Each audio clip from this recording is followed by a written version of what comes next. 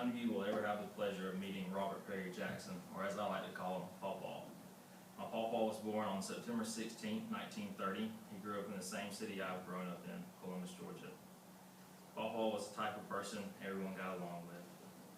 He could make you laugh and would brighten up any room he walked into. I do not have a single sad or angry memory of my Pawpaw.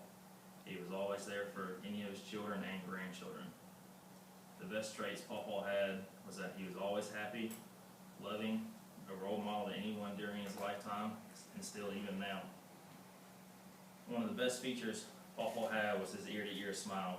I can still picture him today with that giant smile and his eyes closed tight. He can make anyone laugh at the drop of a hat and was never shy to let out his own loud and robust laugh. Pawpaw had a way with people and can talk to anyone. He was everyone's friend, and judging from the stories I've heard from the police department, he never had anyone dislike or have anyone say anything bad about him. Something Pawpaw enjoyed the most in life was his family. He loved each of his 3 children with everything he had and still found room to love all his grandchildren even more. Pawpaw loved to take my brother and I fishing, especially since it was convenient that he and my mama lived next to Lake Harding. I credit my love for fishing to Pawpaw because he always wanted us to go and always made time for us. The one person Pawpaw loved more than anything in this world was my mama, Phoebe Jackson. Pawpaw and Mama were married for 51 years, and never once did I see either of them argue, yell, or even act like they were the slightest bit upset with each other.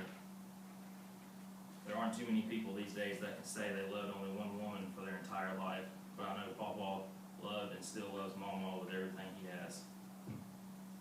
Pawpaw was a role model to anyone. He was a gunner's mate in the U.S. Navy aboard the USS John R. Pierce DD-753, a destroyer ship. He was enlisted for 4 years, and during his time fought in the Korean War. Even though he did lose some of his hearing from the guns aboard the ship, the only negative effect it would have had was that it made him laugh louder. After the Navy, Pawpaw joined the Columbus Police Department in 1957. He would serve on the force for 31 years, and during his time, he would move from patrol to traffic to a moonshine detail and retire as a sergeant from the detective division. It was the beginning, and like him, my father served 34 years with the same police department, and now I am working on my 3rd. He was a role model to any young officer, and I still look up to him to this day. Pawpaw was a real man. He lived his life to the fullest and never complained. I cherish every moment I have with him and often find myself thinking of him, especially while I'm fishing.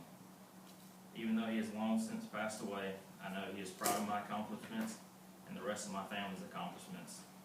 I know he is watching over me every day I put my uniform on, and I will never be too old to call him Pawpaw.